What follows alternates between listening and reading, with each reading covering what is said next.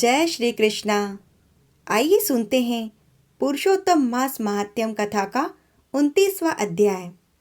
इससे पहले वाली कथा में आपने सुना है कि कैसे कदर्य ब्राह्मण को उनके कर्म के कारण पहले प्रेत की योनि मिली, उसके बाद उन्हें वानर की योनि मिली। वानर की योनि में अनजाने में पुरुषोत्तम मास में भूखे रहने तथा मृग तीर्थ में स्नान करने से उसे गोलोक की प्राप्ति होती है। आइए सुनते हैं आगे की कथा को। हरि के दूतों ने कहा, हे पुण्यशील सुशीले, गोलोक को चलिए। आप देरी क्यों कर रहे हैं? आपको तो पुरुषोत्तम भगवान का सामीप्य मिला है। यह सुनकर कदर्य बोला कि मेरे बहुत से कर्म भोगने हैं और मेरा उद्धार कैसे हो गया जिससे मुझे गोलोक प्राप्त हुआ? क्योंकि जितनी वर्षा की धाराएं हैं, तृण हैं, पृथ्वी पर धूलि के कण हैं, आकाश में जितनी तारे हैं, उतने ही तो मेरे पाप हैं। मैंने यह सुंदर तथा मनोहर शरीर कैसे प्राप्त किया? हे हरि भगवान के प्रिय, इसका कारण मुझे बताइए।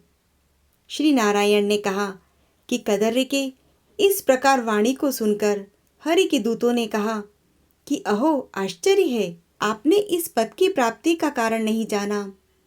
विष्णु भगवान को प्रिय लगने वाला पुरुषोत्तम मास में वन में वानर के शरीर से अज्ञान में आपसे तप हुआ है। मुख रोग के कारण अनाहार व्रत आपने किया। चंचलतावश वृक्ष से फलों को तोड़कर पृथ्वी पर फेंका। उन फलों से दूसरे मनुष्य तृप्त हो गए। अंतःकरण में विशेष दुख होने से पानी भी नहीं पिया। इस तरह से श्री पुरुषोत्तम मास में अज्ञानवश आपसे तप हो गया। फलों के फेंकने से परोपकार भी हो गया। वन में घूमते रहने से शीत वायु आदि को आपने सहन किया और श्रेष्ठ तीर्थ सुंदर महातीर्थ में 5 दिन गोता लगाया, जिससे श्री पुरुषोत्तम मास में आपको स्नान का पुण्य प्राप्त हो गया और रोगी होने के कारण आपसे उत्तम तप हो गया जो कि सफल हुआ। आपने यह सब अनुभव किया ही है। जब बिना समझे पुरुषोत्तम मास के सेवन हो जाने से आपको यह फल मिला है, तो मनुष्य इस पुरुषोत्तम मास की उत्तम महात्म्यम को जानकर श्रद्धा से विधि पूर्वक कर्म करे, उसका तो कहना ही क्या।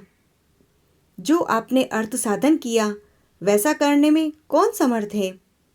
भगवान को कोई वस्तु प्रीति देने वाली नहीं है। इस भरत खंड में अति दुर्लभ मनुष्य योनि में जन्म लेकर भी जो भगवान की सेवा नहीं करते, जिस पुरुषोत्तम मास में एक भी उपवास करने से मनुष्य पाप पुंज से छूट जाता है, वहीं आपने उपवास किए हैं। इस तपस्या का फल तो कहाँ जाएगा? इस मास के समान वे प्राणी भी धन्य हैं, कृतकृत्य हैं, पुण्य कर्म को करने वाले पवित्र हैं। उनका जन्म सफल है जिन्होंने उत्तम पुरुषोत्तम मास में स्नान दान जप आदि व्यतीत किया है। इस मास में दान पितृ कार्य अनेक प्रकार के तप, ये सभी अन्य मास की अपेक्षा कोटि गुना अधिक फल देने वाले हैं। संपूर्ण देवताओं के देखते हुए गंधर्व किन्नर आदि से स्तुत और बार बार बाजा बजाए जाने पर इंद्र आदि देवताओं ने प्रसन्न होकर पुष्प वृष्टि को करते हुए उसका आदर पूर्वक पूजन किया। फिर आनंद से युक्त योगियों को भी दुर्लभ गोप गोपिकाओं से सेवित वह गोलोक को गया। जरा मृत्यु रहित जिस गोलोक में जाकर प्राणी शोक के भागी नहीं होते हैं, उस गोलोक में चित्र शर्मा पुरुषोत्तम मास के सेवन से चला गया। व्याज से पुरुषोत्तम मास के सेवन से वानर शरीर छोड़कर 2 भुजाधारी मुरली हाथ में लिए हुए भगवान को देखकर बहुत प्रसन्न हुआ। नारद मुनि बोले, हे तपोधन, आपने दिन के प्रथम भाग का कृत्य कहा है। पुरुषोत्तम मास की दिन के पिछले भाग में होने वाले कृत्य को कैसे करना चाहिए? गृहस्थ के उपकार के लिए यह सब मुझसे कहिए, क्योंकि आपके समान महात्मा सदा सबके उपकार के लिए विचरण करते हैं। तब श्री नारायण ने कहा, प्रातः काल का कर्म विधि पूर्वक समाप्त करके फिर मध्याह्न काल की संध्या करके तिल से तर्पण करें। देव, मनुष्य, पशु, पक्षी, सिद्ध, सर्प, यक्ष, दैत्य, पिशाच, नाग, यह सब जो अन्न की इच्छा रखते हैं वह सब मेरे द्वारा दिए गए अन्न को ग्रहण करें। फिर पंच महायज्ञ करें, अनंतर भूत बलि करें। इसके पश्चात कौवे तथा कुत्ते को बलि यानी कि भोजन का हिस्सा दें। इस प्रकार कहकर सब भूतों को अलग अलग बलि देना चाहिए। फिर विधि पूर्वक आचमन करके प्रसन्न मन होकर श्रद्धा से अतिथि सेवा के तथा उसकी आगमन की प्रतीक्षा में द्वार की ओर देखते रहें। जो अतिथि भाग्य से गो दूहने के समय तक आ जाए तो उसका पहले वाणी से सत्कार करें। फिर बुद्धिमान पुरुष उसकी देवता के समान पूजा करके भक्तिपूर्वक यथाशक्ति अन्न और जल से संतुष्टि करें। फिर विधि पूर्वक सन्यासी और ब्रह्मचारी के लिए बनाए गए सभी व्यंजन निकालकर अन्न से भिक्षा दें, तो वह भिक्षान्न मेरु पर्वत के समान और जल समुद्र के समान कहा गया है। सन्यासी को जो मनुष्य सत्कार करके भिक्षा देता है उसको गोदान के समान पुण्य होता है। इस बात को यमराज भगवान ने कहा है। फिर मौन होकर पूर्वमुख बैठकर शुद्ध और बड़े पात्र में अन्न को रखकर प्रशंसा करते हुए भोजन करें। अपने आसन पर अपने बर्तन में एक वस्त्र से भोजन नहीं करें।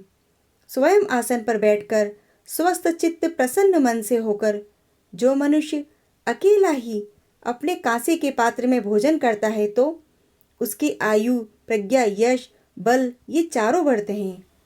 दिन में सत्यम तर्वतेन परिष्येचामि और रात्रि में ऋतम वा सत्येन परिष्येचामि। इन मंत्रों से जल से हाथ धोकर घृत सहित सब व्यंजन आदि का भोजन करें। भोजन में से पहले थोड़ा सा अन्न लेकर भूपतये नमः कहकर फिर भुवन पतये नमः कहकर धर्मराज को बलि अर्थात भोजन व अन्न का भाग देवें। फिर भूतानाम पतये नमः कहकर चित्रगुप्त को बलि का हिस्सा देवें। उसके बाद भूतों के प्रति ऐसा कहें कि जहाँ कहीं भी भूख प्यास से व्याकुल भूत स्थित हैं उनकी तृप्ति के लिए यह अन्न है।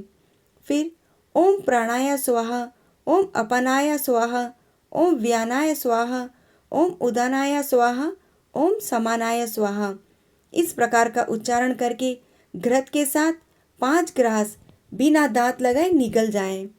फिर प्रेम से पहले मीठे पदार्थ खावें, नमकीन व खट्टा पदार्थ भोजन के मध्य में और फिर कड़वा तथा तीखा पदार्थ खावें। मनुष्य को चाहिए कि पहले तरल पदार्थ का भोजन करें, बीच में कड़वे पदार्थ खाएं और अंत में फिर तरल पदार्थ खाएं। ऐसा करने से बल व आरोग्यता बढ़ती है। मुनि को 8 ग्रास, वानप्रस्थ को 16 ग्रास, गृहस्थी को 32 ग्रास और ब्रह्मचारी को इच्छा अनुसार भोजन करना चाहिए। ब्राह्मण, क्षत्रिय और वैश्य को शास्त्र के विरुद्ध भोज्यादि पदार्थ नहीं खाना चाहिए। सूखा और भासी भोजन अभाज्य है। घी और दूध के शेष भाग को छोड़कर सब पदार्थों का भोजन करें। बचे हुए घी दूध को अंगुलियों के अग्रभाग में रखकर अंजलि में जल भरकर उसमें से आधा जल पी लें और अंगुली के अग्रभाग में स्थित शेष को पृथ्वी पर गिराकर ऊपर से अंजलि का शेष भाग आधा जल उसी जगह दे दें। ऐसा न करने से ब्राह्मण पाप का भागी होता है, फिर प्रायश्चित करने से शुद्ध होता है। मंत्रार्थ है, रौरव नरक में पीप के गड़े में पद्म अर्बुद वर्ष तक वास करने वाले तथा इच्छा करने वाले के लिए मेरा दिया हुआ यह जल अक्षय होता हुआ प्राप्त हो। मंत्र पढ़ के जल से सिंचित कर दांतों को शुद्ध करें, आचमन करें। शुद्ध होकर ब्राह्मण इन 2 मंत्रों को पढ़ता हुआ हाथ से उदर को स्पर्श करें। मंत्र है, अगस्त्यम कुंभकर्णम च शनिम च बड़वानलम आहार परिपारकार्थम स्मरे भीमम च पंचनम आतापि मारितो येन वातापो च निपातितः समुद्रः शेषिशो येन स मेघस्त प्रसीदतु। अर्थात अगस्त, कुंभकर्ण, शनि बड़वा नल और पंचम भीम को आहार के परिपाक के लिए स्मरण करें, जिसने आतापी को मारा और वातापी को भी मार डाला, समुद्र का शोषण किया, वह अगस्त मेरे ऊपर प्रसन्न हो। इसके बाद प्रसन्न मन से श्री कृष्ण देव का स्मरण करें, फिर आचमन कर तांबूल भक्षण करें।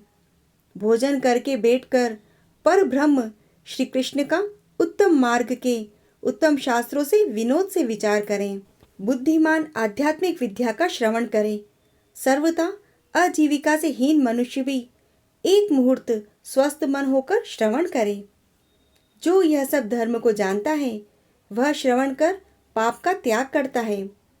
श्रवण के बाद मोह की निवृत्ति होती है। ज्ञान रूपी अमृत को वह प्राप्त करता है। श्रेष्ठ भी श्रवण से रहित होने से नीच हो जाता है और नीच भी श्रवण से श्रेष्ठ हो जाता है। भगवान श्री कृष्ण मन से ध्यान करने पर सर्वथा सिद्धि को देने वाले हैं। सूर्य नारायण के अस्ताचल में जाने के समय तीर्थ में जाकर अथवा ग्रह में ही पैर हाथ धोकर के पवित्र वस्त्र धारण करके साय संध्या की उपासना करें। सायकाल में सूर्य नारायण के आधा अस्तु होने पर पश्चिम मुख में बैठकर स्वस्थ मन से गायत्री मंत्र का रुद्राक्षी माला से तारा के उदय होने तक जप करें। वरुण संबंधी ऋचाओं से सूर्य नारायण का उपास्थान कर प्रदक्षिणा करता हुआ वह पृथक पृथक दिशाओं के स्वामी को नमस्कार करे। साय संध्या की उपासना कर अग्नि में आहुति देकर वह अल्प भोजन करे। बाद में कुछ समय बैठ जाए। सायकाल और प्रातःकाल भोजन की इच्छा नहीं होने पर वेदेश बलि कर्म सदा करनी चाहिए। यदि नहीं करता है तो पातकी होता है। शाम को भोजन कर बैठने के बाद हाथ पैर धोकर कोमल शैया पर जाए। अपने घर में पूर्व की ओर सिर करके शयन करें। श्वशुर के घर में दक्षिण की ओर और परदेश में पश्चिम की ओर सिर करके शयन करना चाहिए, परंतु उत्तर की ओर सिर करके कभी शयन नहीं करना चाहिए। रात्रि सूक्त का जप करके और सुखशायी देवताओं का स्मरण कर अविनाशी विष्णु भगवान को नमस्कार करके रात्रि में शयन करें। अगस्त, माधव, महाबली, मुचुकुंद, कपिल, आस्तिक मुनि ये 5 ही सुखशायी कहे गए हैं। मांगलिक जल से पूर्ण घट को सिर के पास रखकर वैदिक और गारुड़ मंत्रों से रक्षा करके शयन करना चाहिए।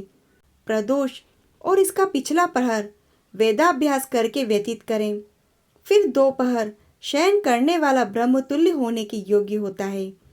यह सब प्रतिदिन के समस्त समुदाय को करना चाहिए। गृहस्थाश्रमी भली भांति इसको करें। अपनी धर्म पत्नी की रक्षा करना, बिना दी हुई वस्तु को नहीं लेना, शहद मांस को नहीं खाना, यह 5 प्रकार का धर्म बहुत शाखा वाला सुख देने वाला है। ये श्री नारायण ने कहा, संपूर्ण वेदों में कहा हुआ यह उत्तम चरित्र गृहस्थाश्रम का लक्षण है। हे मुनि, इसको लोक हित के लिए मैंने संक्षेप में कहा है। इति श्री ब्रह्म नारदीय पुराणे पुरुषोत्तम मास महात्म्ये 29 अध्यायः। आगे की कथा श्रवण करने के लिए श्री सनातन व्रत कथा को सब्सक्राइब करें और इस कथा को लाइक व शेयर करें। जय श्री कृष्णा।